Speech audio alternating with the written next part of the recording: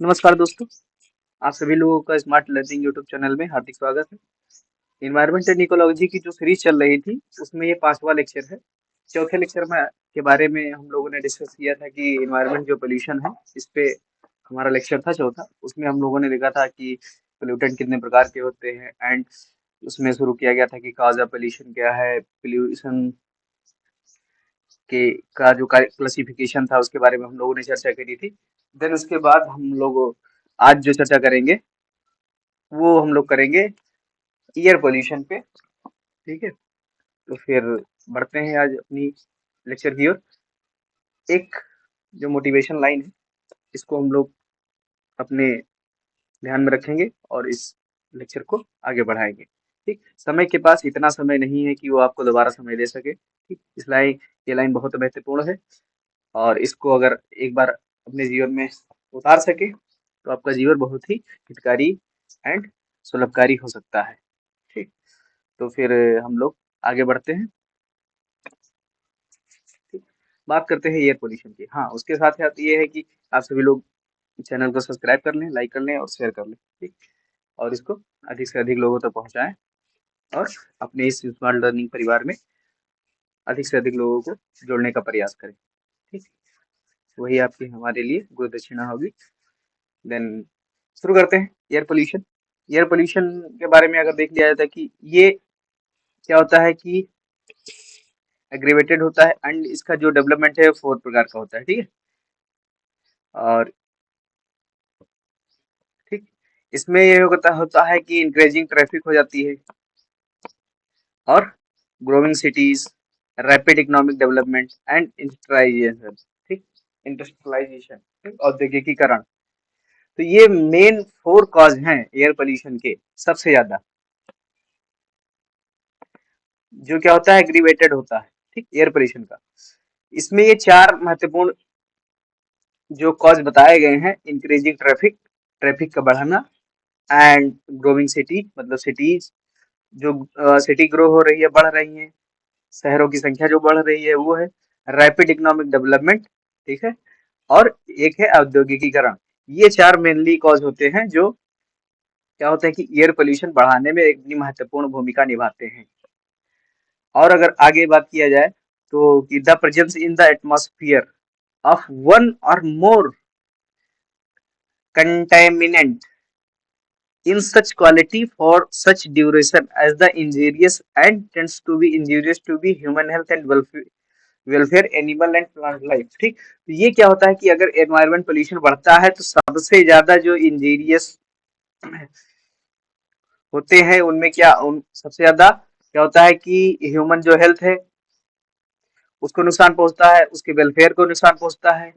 और ये इंसानों तक ही सीमित नहीं है, ये एनिमल और प्लांट लाइफ के लिए भी इंजीरियस होता है। ठीक, ये ऐसा कंटेमिनेंट है एटमॉस्फेयर में एयर पोल्यूशन। तो ये एक बहुत बड़ी समस्या है इसमें प्रेजेंस टाइम में इस अर्थ पर। It is the contamination of air. ठीक, ये कंटेमिनेशन ऑफ एयर है by the discharge of harmful substance. अगर जो हम लोग हार्मफुल सब्सटेंस को डिस्चार्ज करते हैं एयर में, उसी का जो कंटेमिनेशन है वो एयर पोल्यूशन कहलाता है। ठीक, तो इसको सभी प्रकार से हम एयर पोल्यूशन को समझने की कोशिश करेंगे कि आखिर एयर पोल्यूशन है क्या। ठीक, तो 3 परिभाषाएं आपको दी गई। पहली बात यह है कि उसका क्लासिफिकेशन कर दीजिए कि कॉजेस के आधार पर एयर पोल्यूशन को कैसे हम लोग समझते हैं। तो उसका पहले मैंने बताया कि इंक्रीजिंग ट्रैफिक है, ग्रोइंग सिटीज है, rapid economic development and industrialisation है, औद्योगिकीकरण है। इनके द्वारा जो भी एटमॉस्फेयर में, ठीक है, पोल्यूशन जाता है, उसके कारण जो एयर पोल्यूशन होता है उसके माध्यम से समझ सकते हैं। एक है कि जो क्या कहते हैं कि ह्यूमन हेल्थ है, वेलफेयर है, एनिमल प्लांट लाइफ में जो इंजीरियस इफेक्ट देखने को मिलता है उसके आधार पे समझाने की कोशिश किया गया। तीसरा यह है कि जो ये जो हार्मफुल सब्सटेंस है उसके उसका जो डिस्चार्ज होता है एयर में, उसकी जो कंटेमिनेशन है उसको भी एयर पोल्यूशन कहते हैं। देन और आगे बढ़ते हैं तो एयर पोल्यूशन कैन कॉज, ठीक है, ये कारण है किसका, हेल्थ प्रॉब्लम्स का, डैमेज ऑफ एनवायरनमेंट का, and property and climate change का। ठीक है,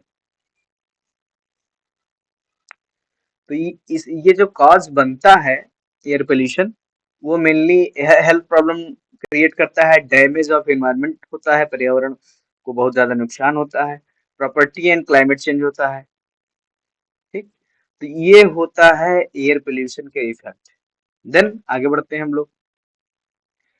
अब बात करते हैं कि मेजर एयर पोल्यूशन क्या है और उनके स्रोत क्या है। ठीक, तो मेजर एयर पोल्यूशन क्या है, तो अगर एयर पोल्यूशन को हम लोग समझना है तो फिर इनमें क्या होता है, ये एयर पोल्यूशन में बहुत सारी गैसेज हैं, उनके द्वारा मतलब एयर पोल्यूशन फैलाया जाता है। ठीक, तो हम लोग एक एक गैसेज को लेकर के हम लोग समझते चलेंगे कि जो मेजर एयर पोल्यूटेंट है वो कौन कौन से हैं, उनका सोर्स क्या है। ठीक, तो पहला सबसे ज्यादा जो मेजर एयर पोल्यूटेंट है वो कार्बन मोनोऑक्साइड है। ठीक, कार्बन मोनोऑक्साइड, CO जिसका सिंबल है। ठीक, ये क्या होता है कि ये इतना जहरीला होता है कि इंसान के जीवन को भी खत्म कर सकता है। ठीक, ये डेथ का कारण बन सकता है कार्बन मोनोऑक्साइड, क्योंकि ये क्या होता है कि सांस अगर जहाँ इसका कंटेमिनेशन ज्यादा हो जाएगा कार्बन डाइऑक्साइड का, तो फिर सांस लेने में दिक्कत हो जाती है, और अगर सांस लेने में अगर इंसान को दिक्कत हो गई तो फिर वो डेड हो जाता है। ठीक, तो अभी बात करते हैं कार्बन मोनोऑक्साइड की। तो कार्बन मोनोऑक्साइड है क्या, एक तो ये कलरलेस है, ठीक, ऑर्डरलेस है। ठीक, ये दो क्या हो गई, ये दो मेजर पहचानने की इसकी विशेषताएं हो गई। ये तो कलरलेस होता है, वो ऊपर से ऑर्डरलेस भी होता है। ठीक, और चूंकि है क्या, ये गैस है दैट ये produce by the incomplete burning of carbon based fuel including petrol, diesel and would. ठीक, बात ये होती है कार्बन मोनोऑक्साइड जनरेट कैसे होती है, तो जनरेट होना क्या है, ये है कि अगर कोई भी कार्बन जिसमें होता है, कार्बन वाला पदार्थ है, तो अगर उसका इनकम्प्लीट बर्निंग होता है, मतलब वो आधा अगर जलता है, ठीक है, पूरी तरीके से उसका दहन नहीं हो पाता है, तो फिर वहां पे क्या होती है, कार्बन मोनोऑक्साइड जनरेट होती है। ठीक, अब कार्बन, चूंकि पता है हम लोगों को कि इन्वायरमेंट पे लगभग जितने भी ईंधन है सब में क्या होता है कि कार्बन का जो भी क्या कहते हैं कि नेचुरल नेचुरल रूप से आपको मिलता है, कि इजिली जो अवेलेबल है। हाँ, सबसे अच्छी बात यह है कि जो इजिली अवेलेबल है ईंधन में, फ्यूल में, उनमें सभी में कार्बन पाया जाता है। ठीक, तो अगर उनका इनकम्प्लीट बर्निंग हुआ तो फिर कार्बन मोनोऑक्साइड जनरेट होती है। ठीक, अगर इसको इंक्लूड किया जाए कार्बन को भी, तो उसमें पेट्रोल, डीजल एंड वुड सभी आता है। ठीक है, तो ये एक बात होगी कि इसकी जनरेशन मतलब क्या होता है कि जनरेट होने का कारण क्या है, तो ये पता चल गया। ठीक, it is also produce from the combustion of natural and synthetic product.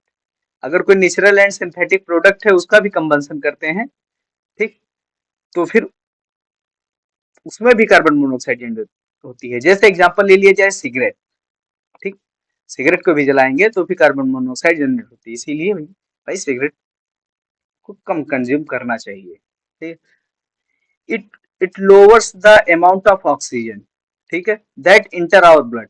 अगर कार्बन मोनोऑक्साइड आपके ब्लड तक पहुंच जाती है, ठीक है, वाया क्या होता है, रेस्पिरेटरी सिस्टम से, अगर सांस ले लिए कार्बन मोनोऑक्साइड का, अगर वो चला गया, ठीक है, तो अगर वो ब्लड तक पहुंचा तो फिर ब्लड में होता, ब्लड के साथ जो हेमोग्लोबिन के साथ जो ऑक्सीजन जाती है, फिर उसका जो अमाउंट होता है वो कम हो जाता है। ठीक है, तो अगर अमाउंट कम होगा तो आपको मतलब सांस फूलने लगेगी, तो उससे आपको सांस लेने में दिक्कत हो जाएगी। ठीक है,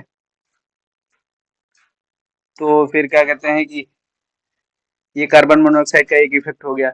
it can slow our reflex and make us confuse confused and sleepy. ठीक है, तो अगर क्या होता है, अगर ये आपके ब्लड में घुल गया तो ये क्या करेगा, रिफ्लेक्स करेगा। ठीक है, कंफ्यूज करेगा आपको एंड स्लीपी हो जाएगा, मतलब आपको नींद ज्यादा आने लगेगी।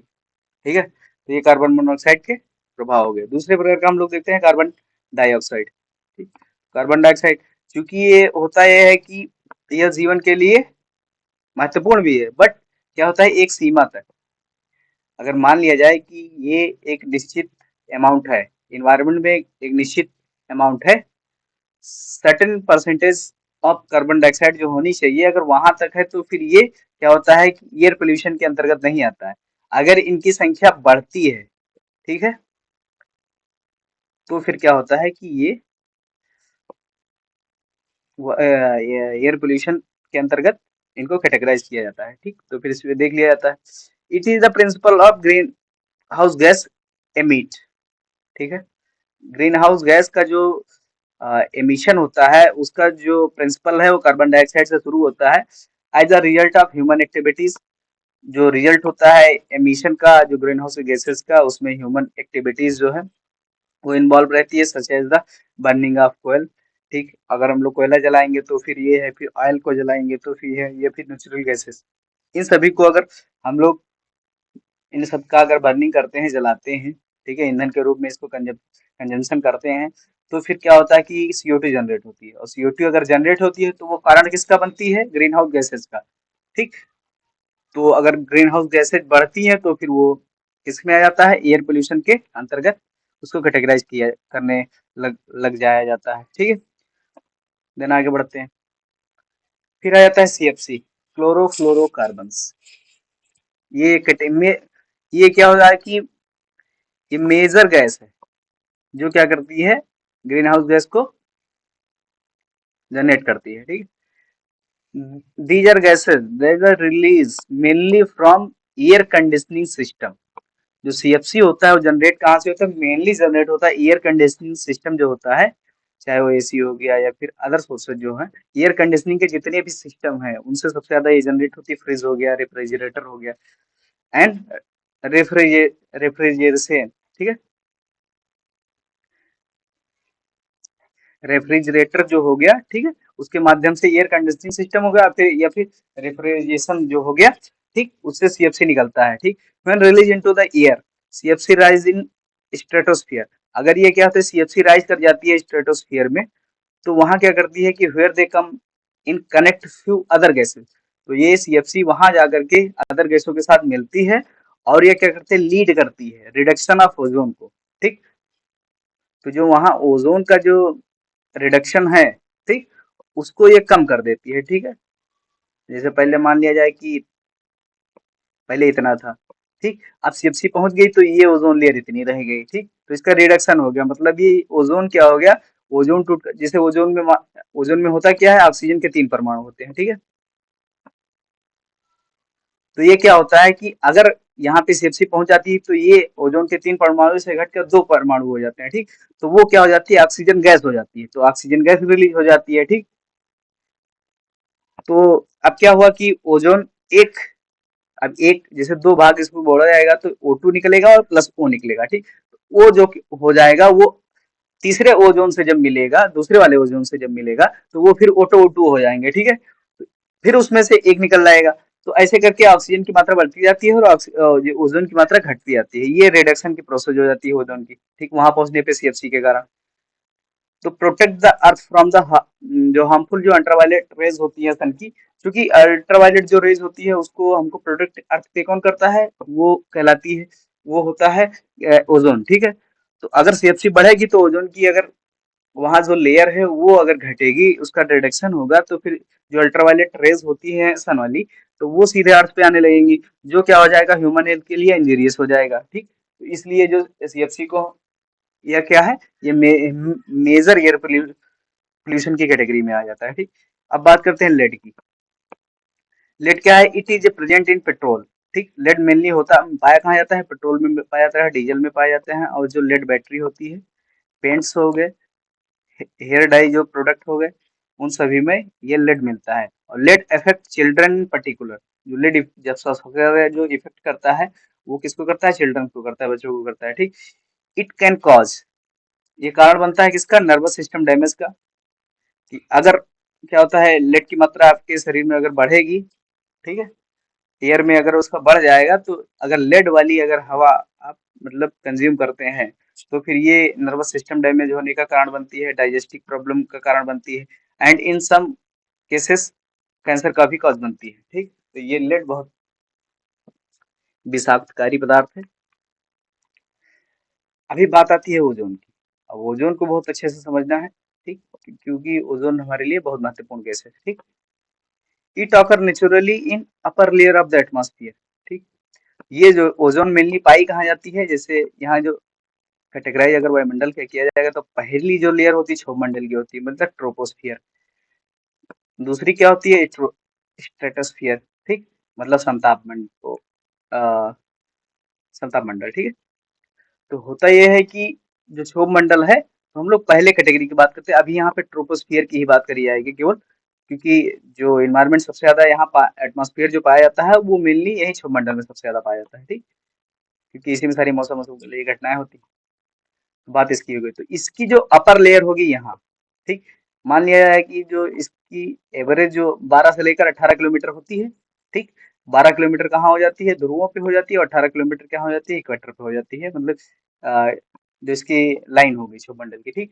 तो ये ऊपरी लेयर में पाई जाएगी, मतलब ये मान लिया जाए 8 किलोमीटर के ऊपर ही मिलेगी, ठीक। ओजोन जो है 8 किलोमीटर के ऊपर मिलेगी, ये मान के चलिए कि 8 किलोमीटर के ऊपर या फिर 10-12 तक भी हो सकती है, ठीक। तो दिस इंपॉर्टेंट गैस सील्ड, ठीक, ये इंपॉर्टेंट गैस शील्ड है ओजोन की। Then earth from the harmful जो अल्ट्रावायलेट रेज होती है सन की, उसको, ठीक, अल्ट्रावायलेट जो रेज है उसके लिए ये शील्ड का काम करती है, ये जो गैस होती है ओजोन, ठीक है, ये अल्ट्रावायलेट किरणों को आने नहीं देती। हाउएवर, हालांकि क्योंकि एट द ग्राउंड लेवल अगर ये ओजोन, ठीक, अगर ये अपर लेवल पे पाई गई तो ये सबसे अच्छी गैस है हमारे लिए, ठीक। और अगर ये ग्राउंड लेवल पे अगर ये ओजोन मिलती है तो ये क्या होती है? हाईली टॉक्सिक होती है, ठीक। ये हाईली टॉक्सिक इफेक्ट जो है डालती है, क्योंकि यहाँ पे ई लिख लीजिएगा, इफेक्ट, ये ई यहाँ से चला गया, ठीक है, इसको यहाँ पे कर लीजिएगा, यहाँ पे स्पेस हो जाएगा, ठीक। मिस- लिखने में थोड़ी सी दिक्कत होगी। तो ये हो गया कि ये हाईली टॉक्सिक होती है कहाँ पे? ग्राउंड लेवल पे, और जो ये अपर लेवल पे अगर पाई जाएगी तो ये हमारे लिए सील्ड का काम करेगी। अब ये मेनली निकलती कहाँ से? व्हीकल एंड इंडस्ट्रीज से ओजोन का जो एमिशन होता है वो होता है, ठीक। मेजर सोर्स क्या है कि ग्राउंड लेवल पे जो ओजोन एमिशन, ठीक, जो व्हीकल एंड इंडस्ट्री है, ये मेजर सोर्स कहाँ है कि ग्राउंड लेवल पे जो ओजोन एमिशन है उसका ये मेजर सोर्स कहलाती है। ओजोन मेक्स, ठीक है, ओजोन बनती है। ओजोन के कारण क्या होता है कि आवर आइज ईच, आंखों के किनारे मतलब एक प्रकार की ईचिंग होने लगती है, बर्निंग होने लगती है, जलन होने लगती है, एंड आंखों से जो आंसू निकलते हैं, उसका जो कारण क्या है? ये ओजोन ही है। ओजोन और SO2 दो गैसेस हैं जो क्या कहते हैं कि हवा के कारण अगर आंसू निकल रहा है आपका, तो उस हवा में दो क्या कहते हैं मेजर गैसेस हैं जिनके कारण आपका आंसू निकल रहा है, उसमें ये एक ओजोन होगी और दूसरा होगी SO2, ठीक है। It lower up resistance to cold and pneumonia, ठीक है। तो इसके रेजिस्टेंस से कोल्ड एंड फेनोमिया हो जाएगा, ठीक, आपको सर्दी हो जाएगी अगर ओजोन और वो लगेगी, ठीक, सर। और बात यह है कि नाइट्रोजन ऑक्साइड नाइट्रोजन ऑक्साइड और ओजोन के मिलने से क्या हो जाएगा कि आपको कोल्ड हो जाएगा और फेनोमेनिया हो जाएगा, ठीक। It cause smoke and acid rain, ठीक, ये कारण बनता है ओजोन, जो कारण बनता है किसका? स्मोक का एंड एसिड रेन का, ठीक। It produce from burning fuel including petrol and diesel. अगर क्या कहते हैं कि पेट्रोल डीजल एंड कोल का अगर बर्निंग होता है तो वहां भी ओजोन रिलीज होती है। Nitrogen oxide can make children susceptible जो है रेस्पिरेटरी डिजीज है इन विंटर। अगर जिसमें ये कहा जाता है, जिसको इसको सीधे सीधे समझिए दमा, ठीक, बच्चों को सांस लेने में समस्या, प्रॉब्लम। नाइट्रोजन ऑक्साइड अगर बनती है, नाइट्रोजन ऑक्साइड बनेगी कैसे? ओजोन के साथ नाइट्रोजन की अगर क्या होती है क्रिया हो जाएगी तो नाइट्रोजन ऑक्साइड बन जाता है, ठीक है। तो वहां क्या है कि चिल्ड्रन की जो रेस्पिरेटरी सिस्टम में समस्या आने लगती है, सांस लेने में दिक्कत होने लगती है इन विंटर, सर्दियों में। तो उसका कारण क्या हो जाता है? Nitrogen oxide. और अगर उसको इनडायरेक्ट अगर देखा जाएगा कि उसकी लिंक कहाँ है? ओजोन से मिलती है। तो ये हो गई ओजोन के बारे में बात, ठीक। अभी हम लोग SPM की बात करते हैं, सस्पेंडेड पर्टिकुलर मैटर, ठीक है। अगर SPM की बात करेंगे तो it consist in solid in air, ठीक है। तो ये क्या होता है कि हवा में एक सॉलिड कंसिस्टेंट होता है इन फॉर्म ऑफ स्मोक, मतलब ये स्मोक के कारण होती है, धुआं के कारण होती है, डस्ट होता है and vapour that can remain suspended for extended period, and it also main source of haze with reduced visibility। मतलब ये SPM क्या होता है? SPM होता है कि एयर में जो होता है कि ठोस जो कण होते हैं उनको एसपीएम बोला जाता है। और एसपीएम जब मिलता है smoke dust and water vapour से, तो फिर ये अपना प्रभाव क्या दिखाता है कि ये आपकी जो विजिबिलिटी होती है उसको ये कम कर देता है। विजिबिलिटी इन द सेंस ये है कि आप ज्यादा दूर तक देख नहीं पाते हैं। ठीक, वो आपकी विजिबिलिटी हो गई। सर्दियों में आप लोग देखते हैं कि थोड़ी सी दूर देखने में दिक्कत होने लगती है। ठीक है, ये आप मेजर सिटीज के बाहर आप देख सकते हैं सुबह सुबह।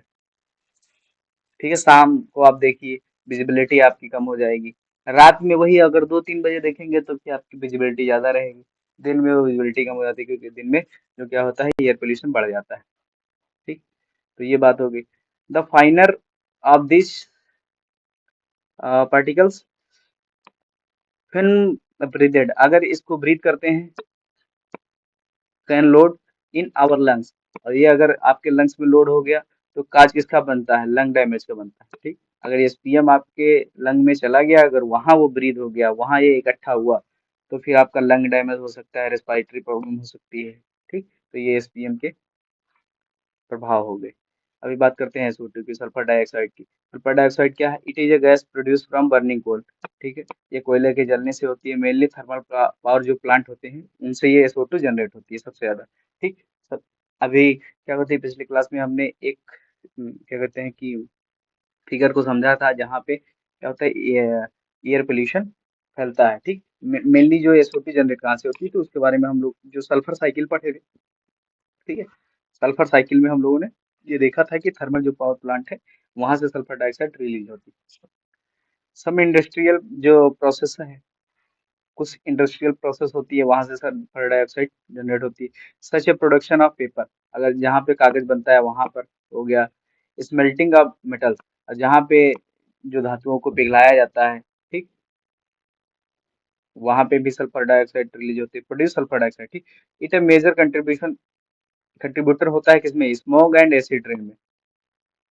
अगर एसिड रेन में जो मेनली क्या होता है, सल्फर डाइऑक्साइड होता है और नाइट्रोजन ऑक्साइड होता है। ठीक, एसिड रेन में, तो ये मेनली मेनली कंट्रीब्यूटर है। ठीक, sulphur dioxide can lead to lung disease. ठीक, सल्फर डाइऑक्साइड लीड करता है किसमें, लंग डिजीज में। अगर लंग डिजीज की अगर आपको समस्या है तो समझ लीजिए कि उसका जो कारण है सल्फर डाइऑक्साइड।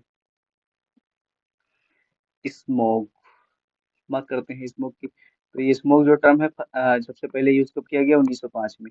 1905 में कौन किया था, डॉक्टर एच ए देस वाइवस वोकियस। ठीक है, एच ए देस वोकियस, इसको आपको पढ़ लीजिए। Smog has been coined from combination of the words fog and smoke. ठीक, बात ये करती कि स्मोक होता क्या है। स्मोक मेनली दो चीजों से मिलकर बनता है, कि एक होता है फॉग, फॉग मतलब कोहरा, इसमें मान लेते हैं कि जो वाटर वेपर होता है फॉग वो हो गया। ठीक, अब बात यह होती है कि स्मोक, अगर धुआं, धुआं और फॉग, मतलब फॉग और स्मोक जब मिलेगा तो स्मोक का निर्माण करेगा। ठीक, smoke is a condition of fog that had suit और स्मोक इन इट। ठीक, बात वही कही गई है जो मैंने बताया। ठीक, तो ये स्मोक हो गया। द फार्मिंग ऑफ स्मोक, अगर स्मोक बनता कैसे क्योंकि स्मोक के ऊपर क्वेश्चन पूछे जाते हैं। फोटोकेमिकल जो स्मोक होता है, इस term use to describe air pollution that is a result of increasing interaction of sunlight with certain chemical in atmosphere. ठीक है, तो जो फोटोकेमिकल स्मॉग होता है उसमें क्या होता है कि जो सर्टेन केमिकल होते हैं एटमॉस्फेयर में, वो जब सनलाइट से इंटरेक्शन करते हैं तो फोटोकेमिकल स्मॉग बनाते हैं। और ये होता क्या, one of the primary component होता है फोटोकेमिकल स्मोग इज ओजोन। ठीक है, तो फोटोकेमिकल जो ओजोन होता है उसमें सबसे जो प्राइमरी कंपोनेंट होता है वो ओजोन होता है।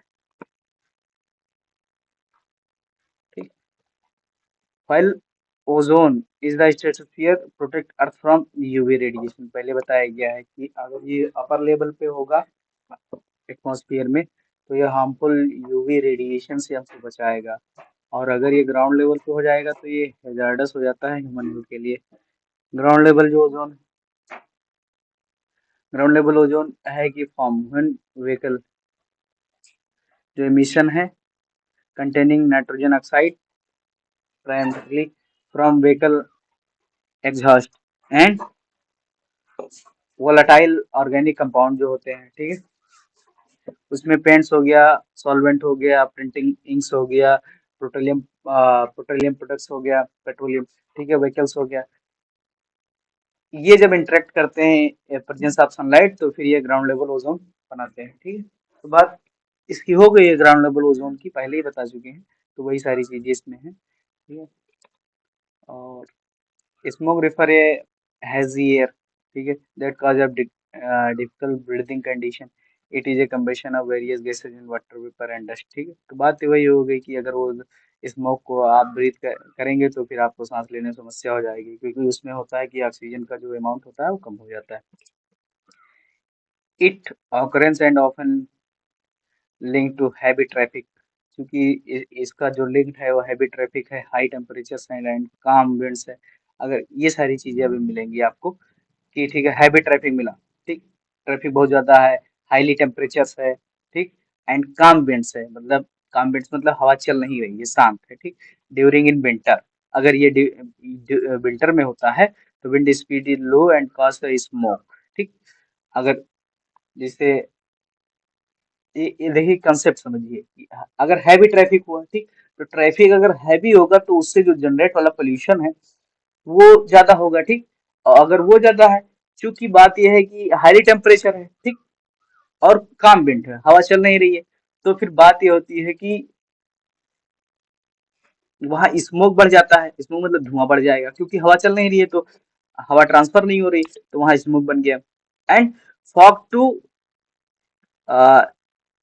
स्टेटनेट नियर द ग्राउंड, ठीक, अब चूंकि फॉग जो है वो आपको सुबह शाम मिल जाएगी, ठीक, वहां पे चूंकि स्मोक है ही, तो फिर हेंस ये pollution level is increase and near ground level, तो ग्राउंड लेवल पे क्या होता है कि पोल्यूशन बढ़ जाता है और ये फिर आपका बन जाता है स्मोक, ठीक है, सुबह शाम।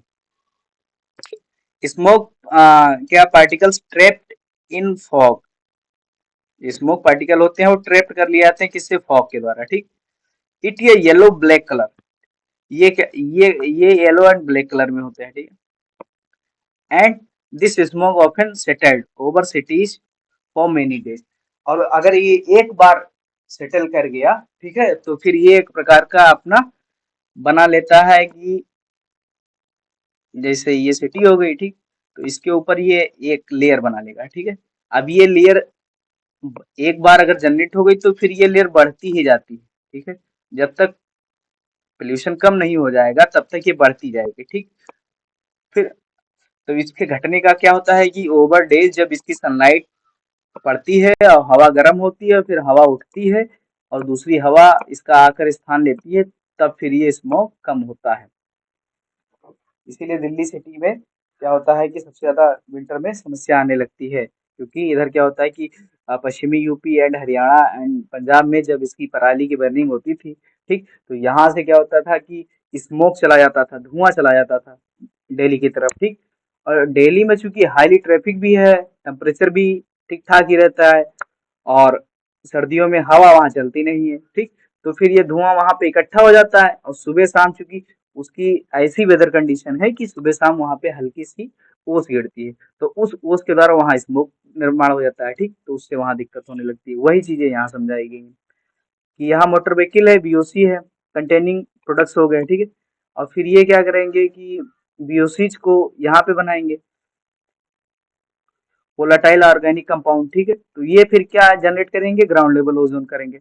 वही बात यहाँ हो गई कि यहाँ क्या पावर प्लांट हो गए, इंडस्ट्री हो गई, ये भी क्या करेंगी, नाइट्रोजन ऑक्साइड को जनरेट करेंगे, ठीक। अब ये नाइट्रोजन ऑक्साइड और इधर वीओसी, ठीक, वोलेटाइल ऑर्गेनिक कंपाउंड, ये दोनों मिलेंगे फिर ग्राउंड लेवल ओजोन को स्मोक का निर्माण कर देंगे, ठीक।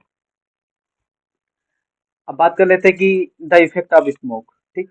अब स्मोक का इफेक्ट क्या होता है, लगभग चीजें बता चुके हैं, फिर एक बार सुन लीजिए। इट हैम्पर विजिबिलिटी, विजिबिलिटी नहीं रहेगी, हार्म ऑफ इन्वायरमेंट, पर्यावरण को हार्म पहुंचाएगा, ठीक, नुकसान पहुंचाएगा, रेस्पिरेटरी प्रॉब्लम हो सकती है, बात हो चुकी है इसकी।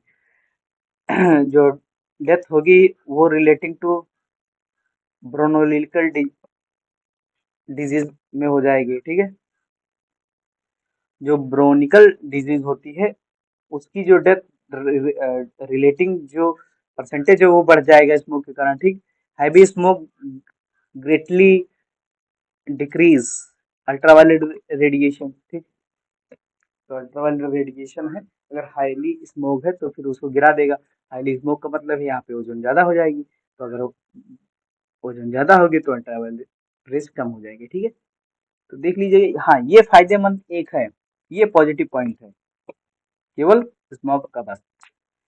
Heavy smoke result in decrease in natural vitamin D production, leading to rise in the causes of rickets, ठीक। तो अगर हैवी स्मोक होगा तो सनलाइट आएगी नहीं, ठीक। तो आप देखिए पॉजिटिव तो नहीं कह सकते हैं, क्योंकि होता यह है कि ये सभी प्रकार की जो अल्ट्रावायलेट जो मतलब क्या होता है कि यूवी होती है, यूवी में UV A, UVB and UVC होती है, ठीक है। तो सबसे ज्यादा हानिकारक यूवीबी होती है, ठीक है। यूवी जो बी टाइप होता है वो, ठीक। तो बी टाइप को ये हानिकारक होता है ह्यूमन हेल्थ के लिए, यानी ए और सी, ठीक है, ये प्रॉफिट होता है।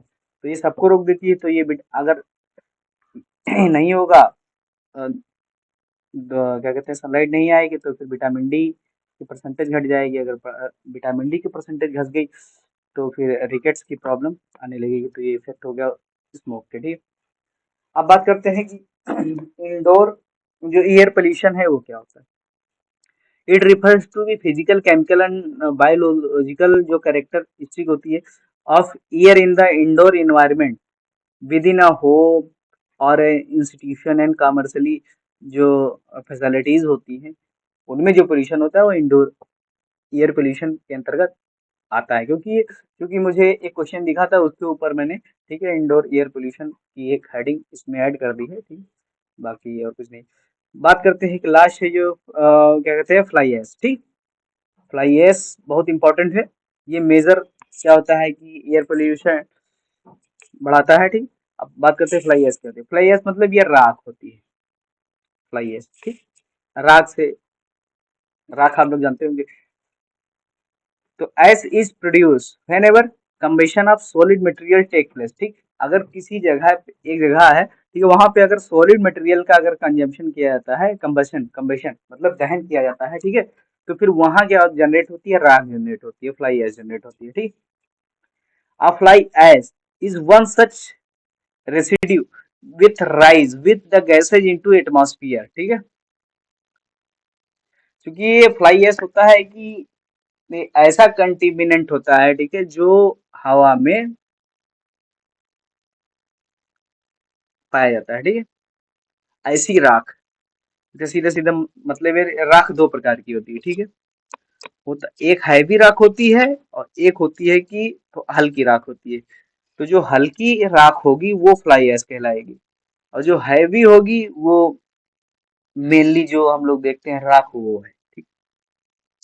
आप लोग जब देखते हो कहीं अगर दहन होता है तो कुछ राख होती है जो उड़ जाती है, ठीक है। और जो हैवी होता है वो नीचे बच जाता है, ठीक।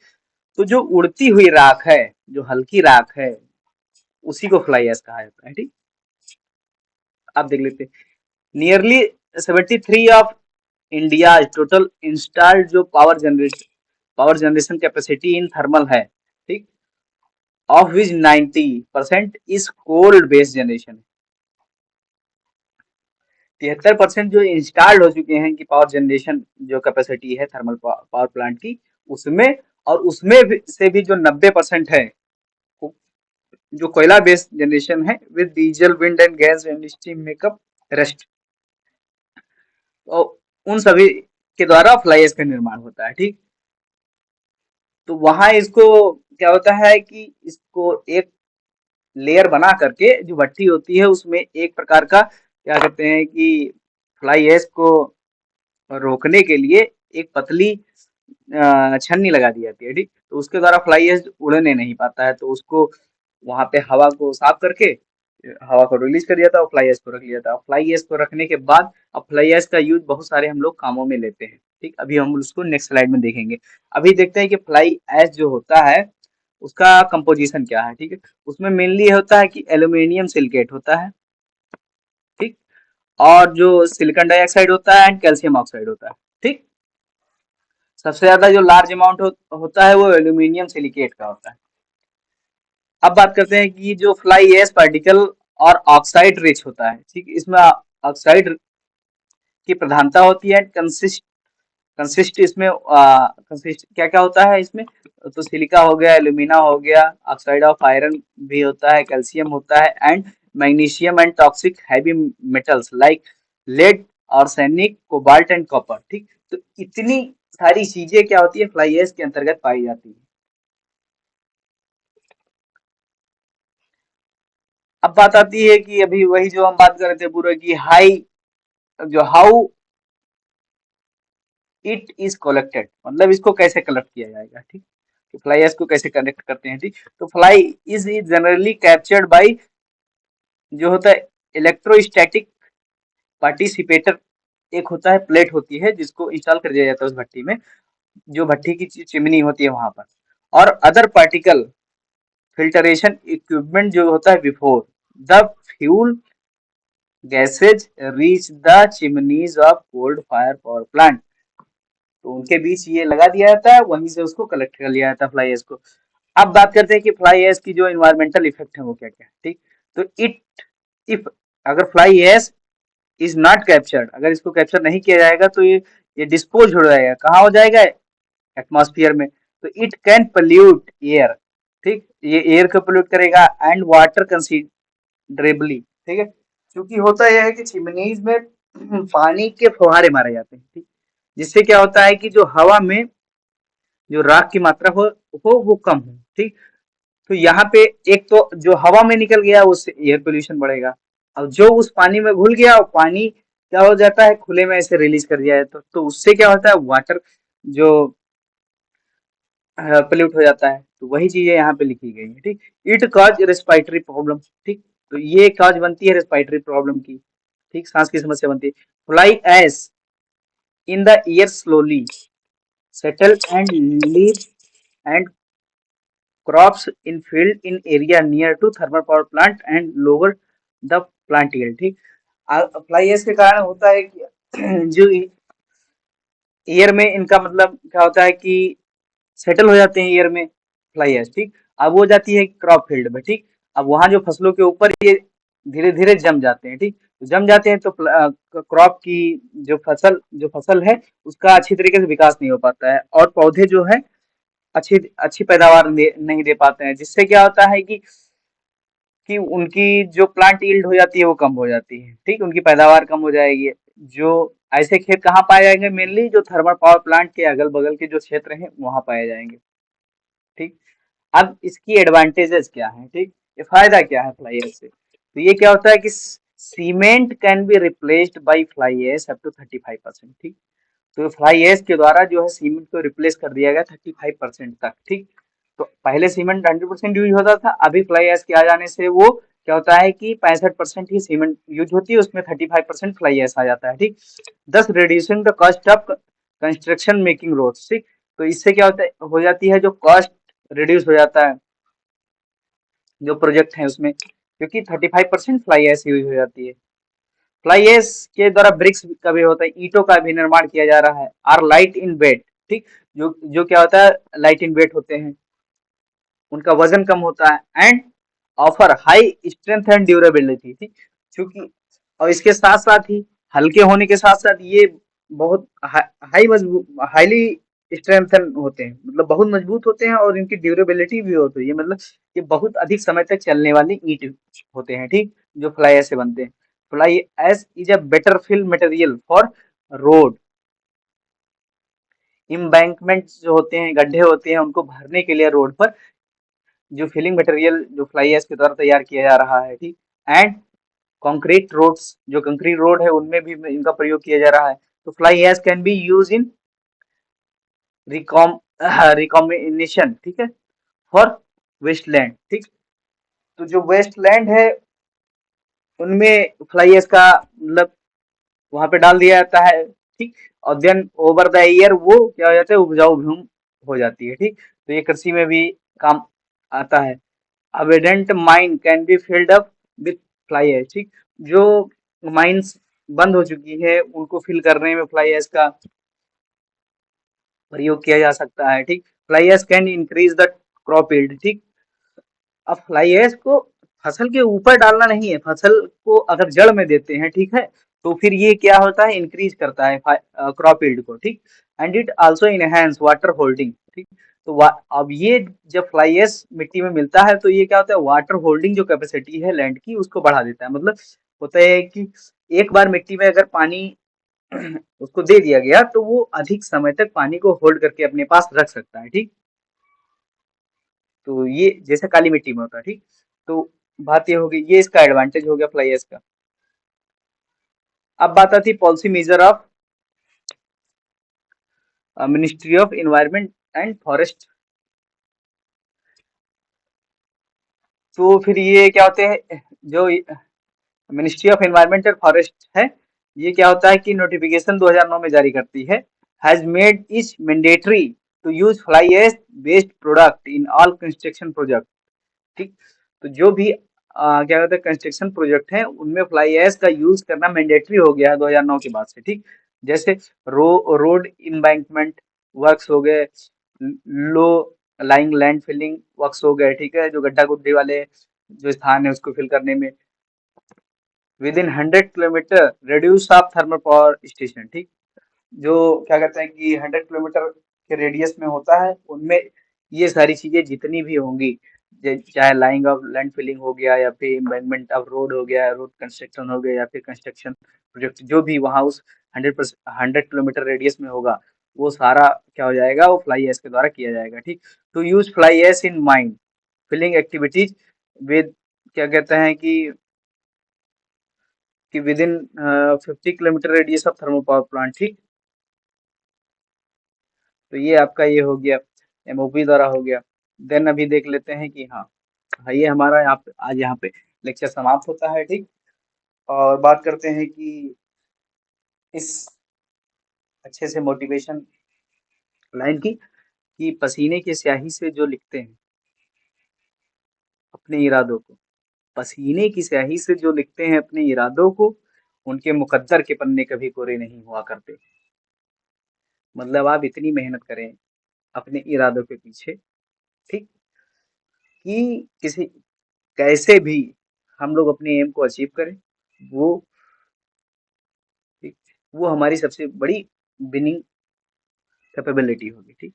तो इरादे मजबूत करिए, उस पर मेहनत करिए और उसका फल तो मिलेगा ही, क्योंकि मेहनत कभी बेकार नहीं जाती और डर कर नौका कभी पार नहीं होती, ठीक। तो इसी के साथ आज हम लोग अपना लेक्चर समाप्त करते हैं, ठीक। धन्यवाद।